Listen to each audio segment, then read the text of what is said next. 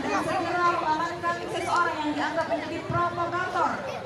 Hadirin sekalian, kita saksikan bersama-sama saat ini keberhasilan dari tim WC Polres Aceh Tamiang telah berhasil mengamankan salah satu pelaku intimidasi yang mana mencoba untuk mengarahkan di salah satu paslon. Kita lihat bersama-sama, beri tepuk tangan yang meriah sekali lagi buat personil Polres Aceh Tamiang.